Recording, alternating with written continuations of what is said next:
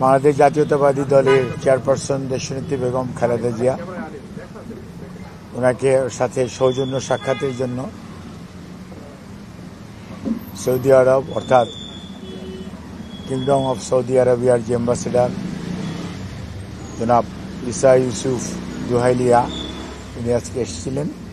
উনি ম্যাডামের সাথে ওনার স্বাস্থ্যের খোঁজ খবর নিয়েছেন, এমনি শুভেচ্ছা বিনিময় করেছেন এবং সৌদি কিং এবং ক্রাউন প্রিন্স অর্থাৎ প্রাইম মিনিস্টার ওনাদের পক্ষ থেকে ওনাকে উনি শুভেচ্ছা জানিয়েছেন।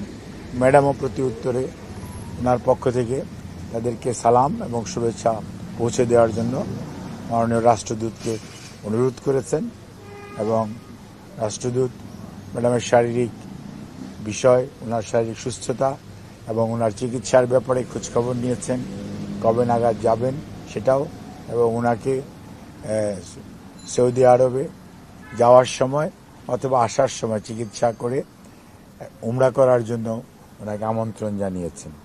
ধন্যবাদ।